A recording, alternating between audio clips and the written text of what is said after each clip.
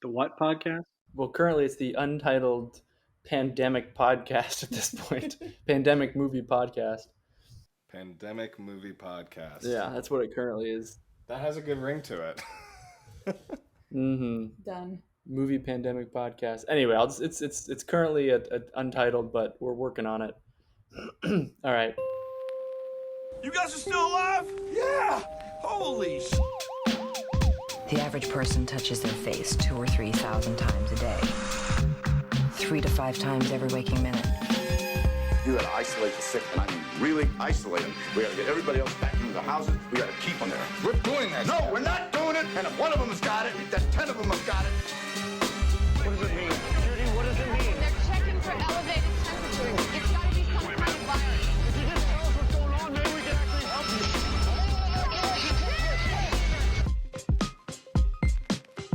Time to nut up or shut up. I'm gonna go ahead and get this started. Welcome to anyone who is. Sorry. Welcome. It's going really well. Super well. Welcome to anyone out there who is listening to this. This is a currently untitled pandemic movie podcast. And I am here. My name is Jeff Haskell, and I have some amazing people with me. Who is here with me? Hi, my name's Andrew. Hi, Chris. Hi, my name is Cammie. All these amazing people. Yeah. We promise we're all individually amazing in our own way. We all love movies. Yes. Some of us have studied film. Some of us just love them. Yes. And the concept for this podcast, for those listeners, is we are in the middle of the coronavirus outbreak in the world, essentially, and we decided to watch pandemic movies. To help cope. Yeah, to help cope. And so that's the concept behind this. And just out of curiosity, let's start with you, Andrew. How are you coping with the COVID-19 outbreak right now? Oh, you know. As good as you can, honestly. I mean, being serious, there are definitely good days and there are definitely bad days. I think I'm on, like, I should probably know this. I can start like etching this on the walls, but I'm on day 8 or 9 of my quarantine. And so yeah, that's been interesting. I've been trying to just stay active or keep my mind active and not focus so much on this. And but I guess kind of the cool part of all of this is that ultimately I feel like I'm actually connecting with people more than I ever have before, now just virtually. And it's allowed avenues like this to be, a bit more creative. So, yeah. Nice. And Chris, what about you? Oh, well, a lot of it has to do with yard work chores. We had to corral 2 roosters yesterday to give them to a family so that way they could entertain their kids. A lot of time in the garage gym and Netflix binging of all kinds. Mm-hmm. What about you, Cammie? Well, Jeff and I have a little boy. A newborn baby. Newborn baby. So I just don't have time to even think about the coronavirus because I spent every second just wrapped up in everything that has to do with him. And honestly, I've been self-isolating or socially isolating for like months now because it's peak flu season as well. Mm-hmm. Anyway, so it's kind of business as usual here. In some respects, yeah. It's Clark, our son, has kept us pretty preoccupied, but we have been watching movies, and I'm excited to be watching movies and then talking about it with you guys because that's kind of a fun way to enjoy them. So that's exciting to me. Yeah. Well, so, I mean, we've all been watching movies. What have we been watching? Well, outside the movie we've been watching, well, they don't even know that yet. Our audience has no idea. Good segue. Oh, so that was a spoiler. Outbreak, duh. So we decided to watch the movie Outbreak as our first pandemic movie.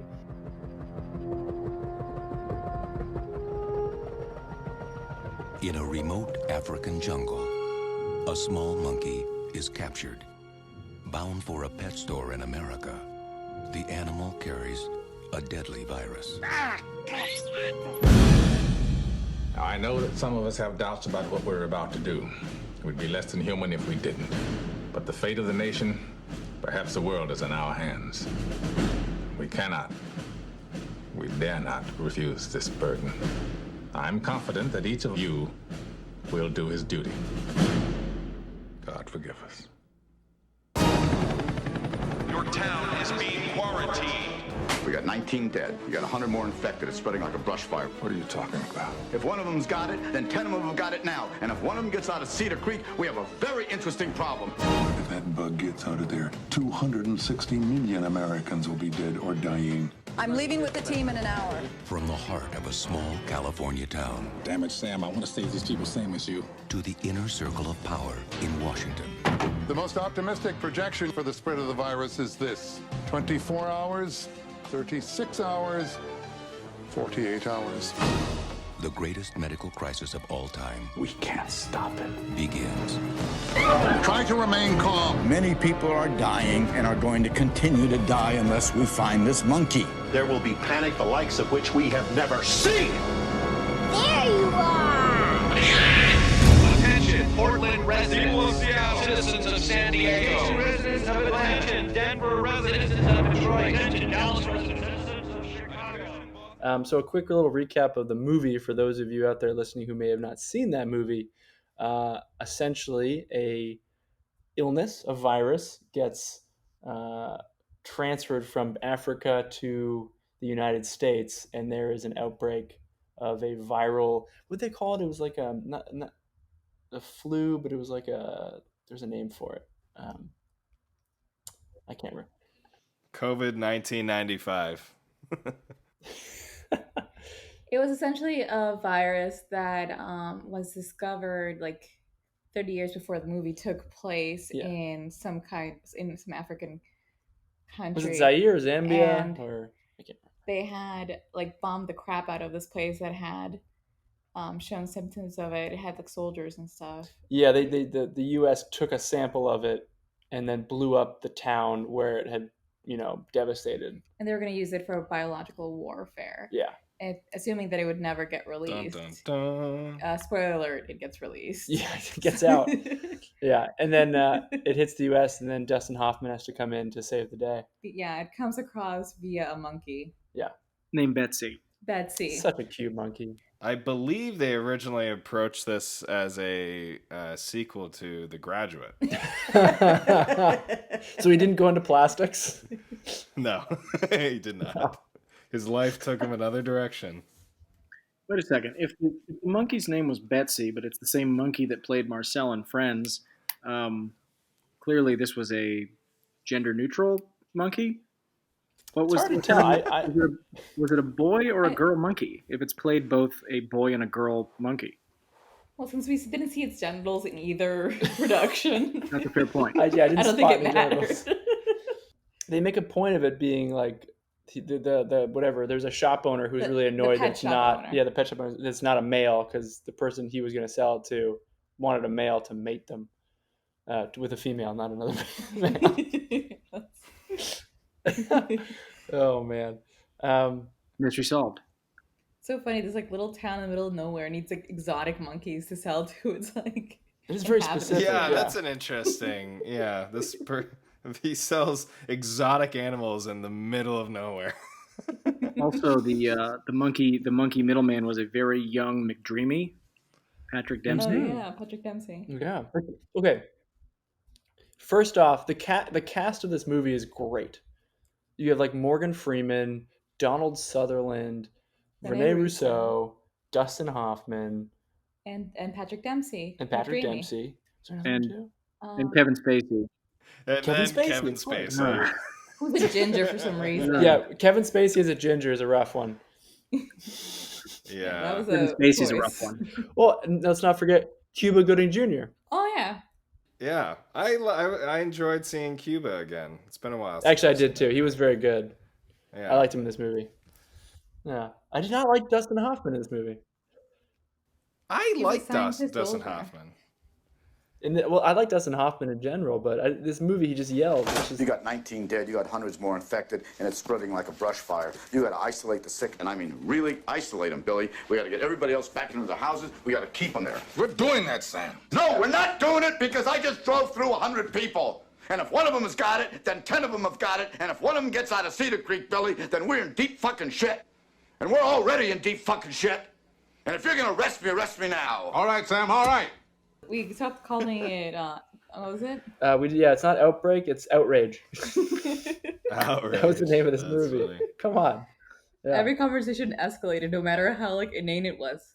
Go to sleep. You go to sleep. I'm not sleeping ever. No, there's no calmness at all. He just yells. Yeah, he's not a very calm under pressure scientist. I mean, admittedly, a pandemic is breaking out. That's true. Between his yelling, I would say, he was still pretty suave when it came to Rene Russo. Okay, I have to ask a question. It was weird how much the dogs came up in their relationship. The dogs. The dogs. two St. Bernards. Also, who has space for two St. Bernards? Their places weren't that big. I don't know. They're pretty decent. Well, she did have a big house, but he did not. Well, he got kicked out recently because they were divorcing or I divorced. forgot the backstory. Sorry, forgive me. The whole love story with Rene Russo and Dustin Hoffman felt pretty, I don't know, hammed up. I just wasn't particularly. I understand that the benefit of it was that he was going to, essentially do anything he could to find the monkey because once she got sick, there's sort of desperation. More at stake. Yeah, there's more at stake at that point. But he seemed like the kind of guy that would do that anyway, just based off of trying to help the town. I don't know if he necessarily needed the ex-wife. Because, he also exposes himself to the pandemic just to make a point. The last line of the movie was super cheesy. I now have antibodies for our relationship. Or yeah, something. something like maybe we can we can be together again. Yeah, now that I have the antibodies. Oh, thank God for that. What was do you guys I took a photo of this. Let's see if I can pull it up. But the very first frame. I took a picture of it too, Andrew. Because that was just so holy shit. So the opening frame of the movie was a quote from Joshua Lederberg, a Nobel laureate, saying, "The single biggest threat to man's continued dominance on the planet is the virus." I thought that was it was worth taking an image of because it seemed appropriate right now. Very prescient, for sure, absolutely. Well, given the one of the screenwriters of the film, just going back to your comment about the that great ending line, he one of the writers, Robert Roy Poole, also received a storyboard credit for that magnum opus Armageddon. I mean, he brilliant. Clearly has some talent. Cammy's got a couple. There's a few other people who wrote on Outbreak that didn't get a writer's credit. Well, also their bits got cut from it. So Maya Angelou and Dustin Hoffman also contributed to the script. Sorry, who and Dustin Hoffman? Maya Angelou. No, I heard you. That and hers got cut. What would happen? How did that even come together? Yeah, how did they get Maya Angelou And then they're like, "Sorry, your writing talents aren't needed here anymore. Thanks."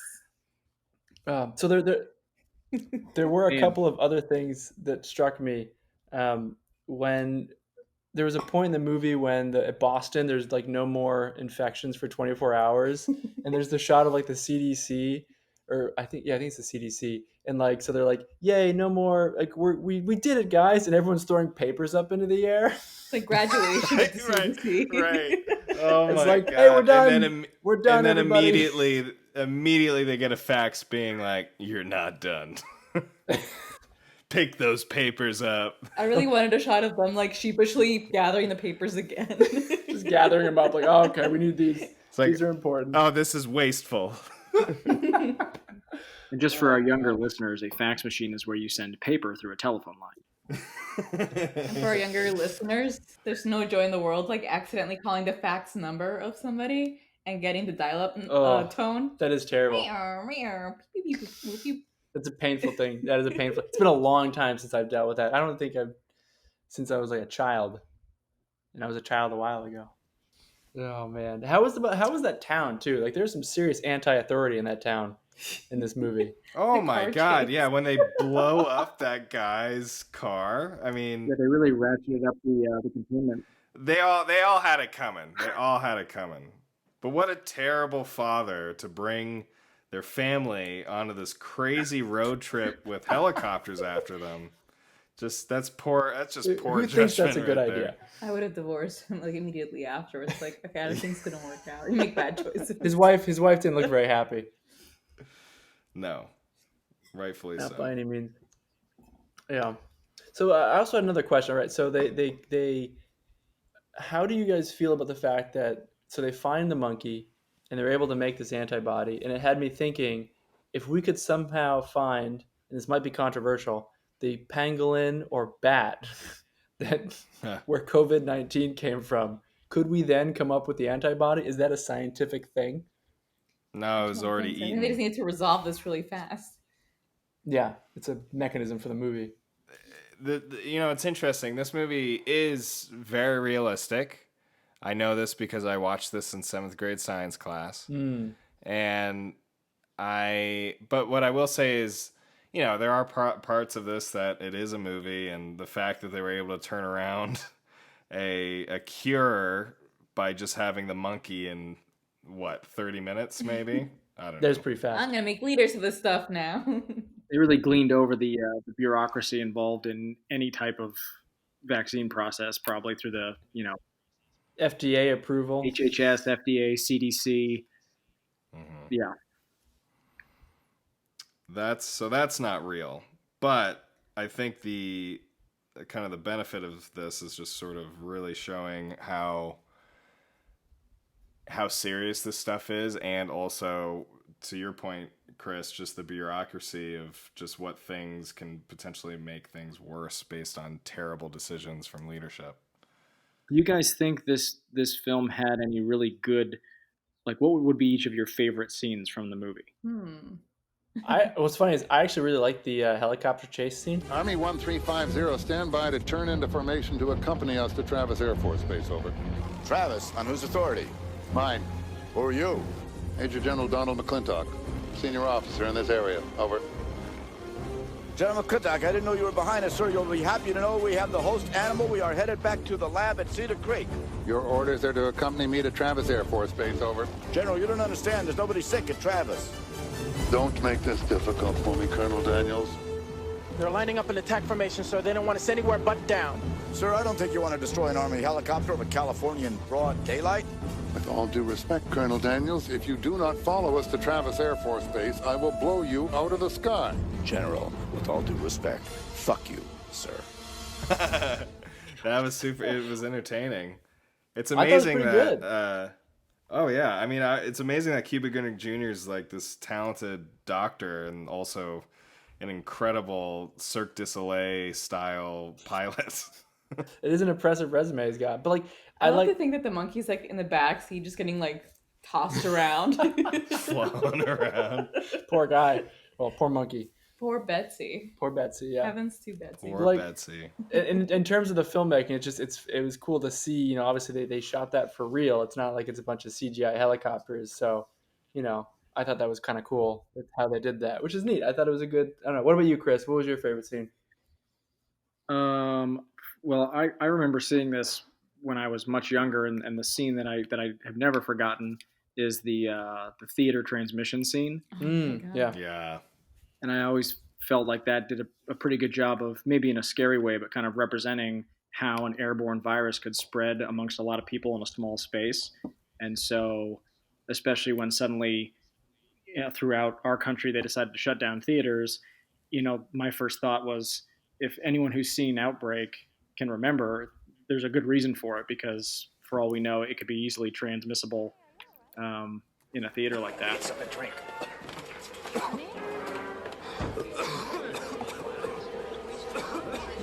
Don't do it like that. What's your problem? Excuse me. Water. Help me. I need water.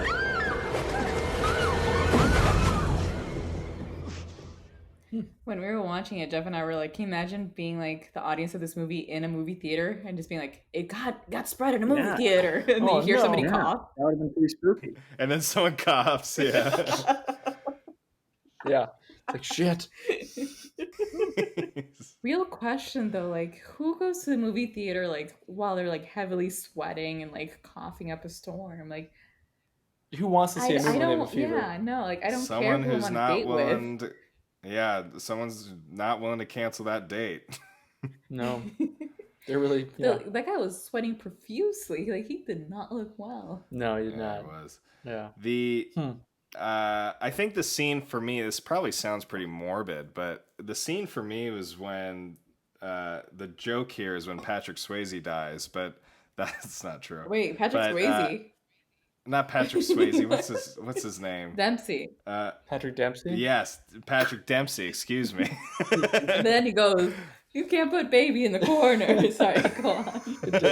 Another dreamy Patrick.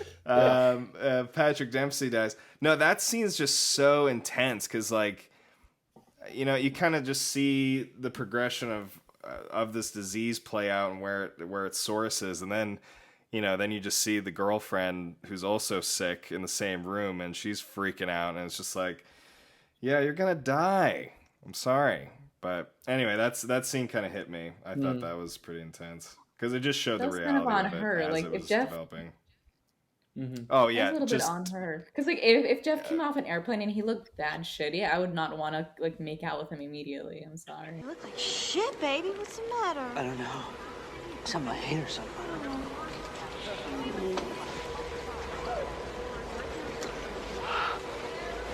Jimbo? What is it? Sweetie, talk to me. Jimbo? Jimbo? Yeah, but Patrick Dempsey's character already seemed a little like he's already has a pretty high greasy. sweat levels. Greasy. Definitely. Yeah, he all looks the greasy. time. A little greasy. So, but yeah, immediately just tongue down her throat, giving her the whatever that virus is. Man, when that kid almost ate that cookie, like on the plane. Oh yeah, that was I was like, kid, don't do it. He had tunnel vision. He didn't even see like Patrick Dempsey like in a cookies. pool of his sweat. Cookie. Just down for the mission. Little cookie monster. Even like dip the cookie in sweat. Oh, God, it's gross. So a scene that actually hit me, and I felt like it seemed very relevant at this time, was the scene when they're putting the body bags in the barn and burned it. Before they burn it down, because my immediate thought was there is a pretty high likelihood that this is happening somewhere right now. Yeah, that kind of terrified me. You think about all the places, and think about Italy, you think of Iran, where bodies are piling up so quickly they can't even do the funerals fast enough.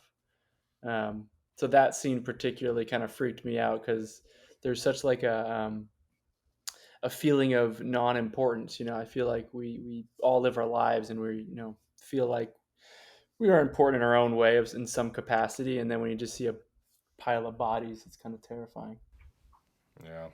Yeah, even that scene in terms of relevance, that scene when the hospitals were first getting overrun, and you see that one nurse like jump into that office and just like, what are these people sick with? They keep coming in.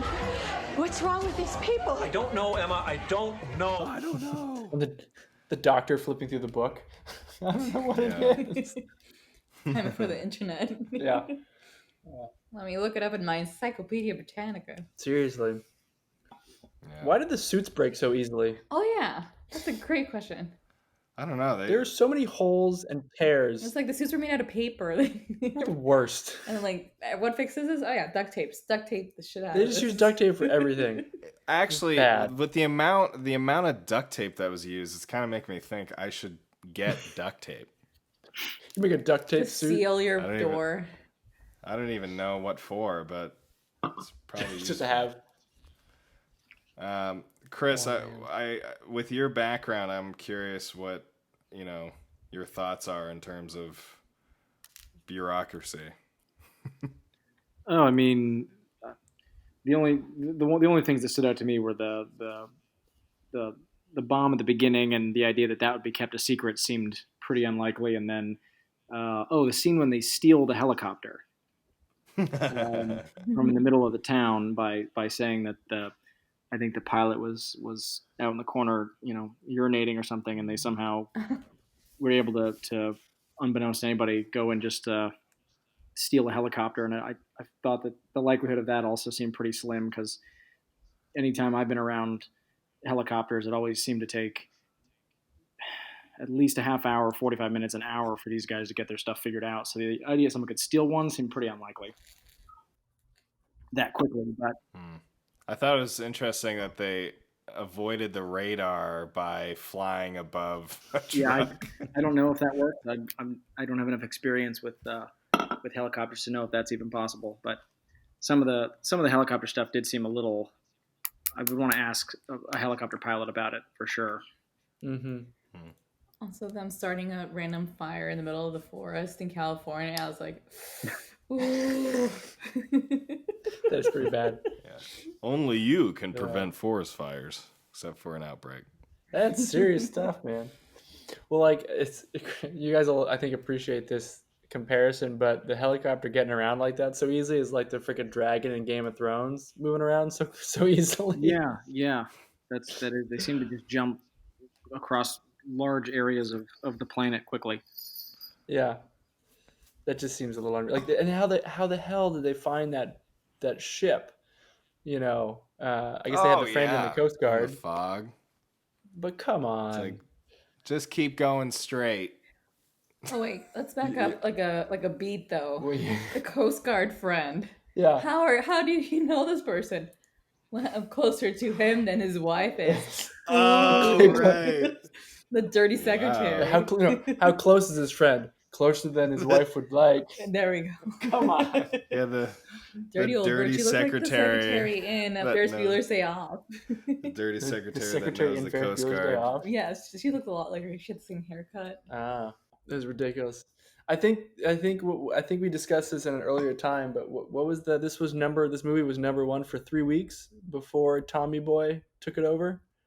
Yeah, it was dethroned by Tommy Boy after spending 3 weeks at number one. It got 13 million in its opening weekend, and 67 million domestic, 122 international, which back in '95 was pretty good. Pretty good. What was the budget, do you think, for this movie? Well, it says 50, so it made almost 200 million on a $50 million budget. It's not too in bad. 1995. Take marketing into account, but still. Fun fact: Harrison Ford was initially in talks for the lead role, and it's kind of interesting because Dustin Hoffman was supposed to be in Blade Runner initially. Really? Yeah. So they kind of switched there. They went, yeah.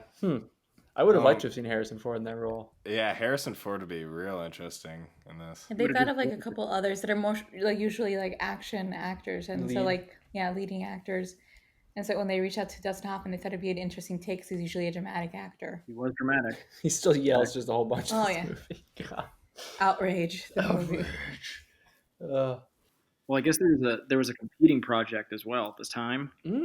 There was actually a direct adaptation of The Hot Zone that I guess was under production or very early development, and it was going to have Robert Redford. Mm-hmm.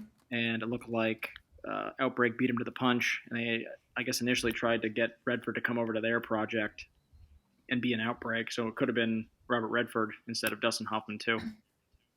All the President's Men. Yeah. That also would be good. I just Dustin Hoffman is just such a short guy. I love when they're looking for him in the hospital, and Rene Russo is like, "Oh yeah, tall, big guy." He's throwing him off the scent. Yeah, tall, big guy. That's Dustin Hoffman there. Yeah, that was before they casted Dustin Hoffman. Oh, there you go. Yeah, that was the first thing they shot was this scene in the hospital with Rene Russo. The people that had the disease, they had the shot of Kevin Spacey with his, all the purple lesions and splotches on his face. It did not look very good. The makeup was not particularly. Well, it looked 1995 ready. So much of this movie felt so 90s. And like I would say, even that makeup of the disease is kind of an example of that. Also, the helicopter chase scene is a very '90s thing. Hey man, they just did Or it in Mission Impossible Fallout. yeah, I guess you're right. I would say That was Fast pretty and good. Furious and Mission Impossible would do it. You could Yeah, have pulled that's it true. out of any Now, 90s Nick Cage movie, too. true. Now here's a question. The music was James Newton Howard, who is, I think, R.I.P. a very good composer. Did not like the music in this movie very much. I didn't love it either. I'm trying to remember. There was one moment where there was like this crescendo moment. I was like, the music is not supporting this that well. I said, what did you think of the movie or the music, Chris? I'm with Andrew on it though. I could hardly tell there was any, so that tells you what I thought. You mean it blended so beautifully that it just, Yeah, you didn't even exactly. notice it? Right into the background. I love that it still had like that bluesy synth that all like 90s cop movies had. Mm-hmm. That's a nice touch. I miss that a little bit. Kind of a lethal weapon. Kind of a lethal weapon. Yeah, you know what I'm talking about. Yeah, very synth. Yeah. I'm pretty sure that the benefits of this movie is the fact that it's just like super popular on Netflix right now. So there's clearly a huge amount of people watching Outbreak, and I have to wonder like what information are they garnering from viewing of this movie? What do you think is the takeaway for people who are watching this for the first time? Do you think they're learning something new? Well, for me, so like during all this stuff, like as we've probably, if you haven't figured it out yet, I don't know, you just haven't been listening, but we're all huge movie buffs here. And I have to admit that like through all of this, it's actually kind of hard to watch regular movies, just people doing normal things. I can't help but think like, oh, this is a movie about people not social distancing anymore. and so what I have found to be useful though is watching movies about sci-fi, or in this case watching something that is relevant to at least somewhat relevant to what we're dealing with right now. I think things like, I'm a big fan of the show Billy on the Street, which is a comedy, and now it is a horror show for me. So I think at least for people like me that just need to have some sort of hope on something that's related, that's what Outbreak at least provided for me. So Interesting. I was telling Jeff earlier that like a lot of our favorite shows and sitcoms, like I'm sure that like a year from now or whenever this blows over, we're probably gonna have a lot of like capsule episodes of like our favorite characters dealing with this Yeah. whole situation. It's gonna be interesting to see like how they would deal with this. Like what would Brooklyn Nine-Nine do, or Superstore dealing with the influx of people trying to find toilet paper, or whatever sitcom you watch, or there's probably going to be something out there once that time comes, Yeah. I wonder how long these like productions are gonna be on hold. Yeah. I would love for Curb Your Enthusiasm to have an episode on this. I want to see what Larry David would do. I'd be really curious, yeah. I mean, hopefully he'd stay at home and not see anybody for at least 2 weeks, given his demographic. Given his age? It's true. Well, the one thing that I thought could be harmful for what we're dealing with now is that this movie makes it seem like as soon as they have, the source, they're able to somehow come up with a vaccine or a cure or some type of, treatment within the same day or the same week. And it obviously puts people in this space where they think this is going to be solved soon. And obviously it looks like it's going to be 6 months, 12 months, 18 months before we have an FDA approved vaccine. And that's a lot longer than what this movie kind of conveys. So it might give people a false idea of what's possible. Maybe if we had Betsy, things would be different. Betsy the pangolin? Also, what the hell was Betsy doing in the woods? She just like kept to herself for however long. I don't know, actually. It wasn't that long. There has to be a sequel. She must have scratched somebody else that time. Potentially, yeah. Maybe like a deer or a bear. A bear. How did the little girl not get it? I don't understand. I don't know, Betsy and the little girl got along really well because the girl gave Betsy apples, and so Betsy didn't want to hurt the girl. I don't know. I thought that monkey was gonna leap on that girl's face, and it was all gonna be over. The fact that the parents were okay with like using their daughter as bait to like bring out Betsy to be tranquilized, that was ballsy. Yeah, overall, not great examples of parenting in this movie. No, you're right. That's a good point. Yeah, somehow like the mom only saw the news story on the monkey. Like, well, because they jumped in and took over the. yeah, but how did you know like they're credible? Like, I don't know. I had a lot of questions about the parenting there. We still don't have a name for our podcast, by the way. Yeah, should we figure that out? What are your guys' thoughts? With the group, I still wanted some kind of pun. There's the one that Cammy mentioned, the pandemic. Yeah, but then Chris is right. That would only be like we could only cover bad movies. Because there'd be panned movies. Yeah. Lower Because we gotta watch Contagion soon for this, and that's not a bad movie. That's a great movie. And The Road. Yeah. The Road. Yeah, we got quite a few really just depressing movies ahead of us. Yeah, I still think The Mist is a good one too. But it's like supernatural in some respects. Whoever's listening, we don't know what the name of this is, but there's lots of great content on the way. Lots of great movie reviews coming. So stay tuned. Have we completed our review of Outbreak? I guess we have to. Should we do a number rating, like what we individually would give it? Okay, we need like a scale or like are we doing thumbs? 1 through 10. Well, all right. So IMDb, just for context, if you want to know at least what IMDb's scored it, they've given it a 6.6 out of 10. So if we want to maybe use that same scale, we could. I think out of 10 is a good scale, but I would probably give it around a 5. I'd put it right in the middle of the road. I would agree. 5 body bags out of 10. Is that going to be our symbol as body bag? That might have to be our scale. If that's it, then it's like the more body bags you have, like the worse it is. 1 body bag. That's a good movie. 1 body bag.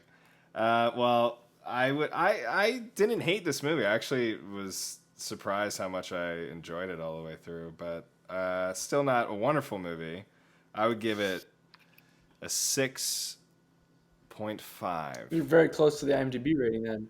Yeah, I feel like that's pretty accurate. Wait, hold on. So our rating is backwards. I know, it's fine. 4.5 then. I don't know, whatever math means with body 4.5. bags. You got it. So that means half of a corpse is just a part of my rating. There. Okay. Legs down. Somebody Legs just down. lost their legs.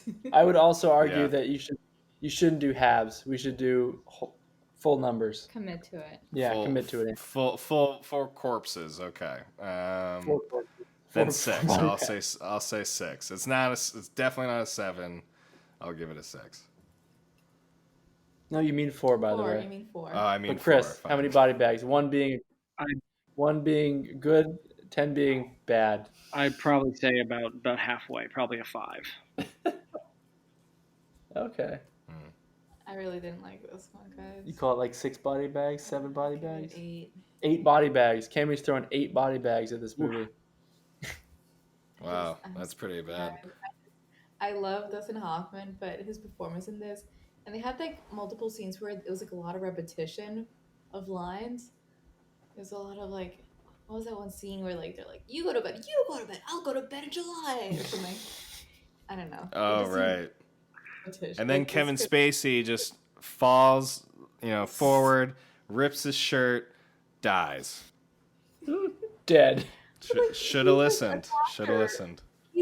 He's he's a scientist. He should know like how bad a hole is, and he's like, "Oh yeah, this will be fine. I'll be able to hide this for like the next 48 hours, even though I know I'm going to start showing 24." Very, very poor judgment on Kevin Spacey's part. Very similar to his poor judgment in life. Yeah, I think there's a correlation here. Early signs. Probably. We hear our baby. Our Yep. baby is yelling at We us. got a wrap. Oh, the baby. All right. Well, we still don't have a name, but No. we'll figure it out. We'll upload it as. But we appreciate everyone tuning in who's watching or listening to this. I keep on saying watching. Yeah, and give us suggestions for apocalypse pandemic movies too. Agreed. We have some ideas. But Pretty much anything involving the end of the world. yeah. Yes. Right. If there's like somehow a comedy in there, throw that out there too. Well, This is the end. Yeah. Sort This of. is the end and World's World's End are good ones. Yeah, maybe. All right. Yeah. Well, we appreciate it. Thank you, everyone, and we'll see you again in the next Untitled Pandemic Movies podcast. That's it. That's the perfect title.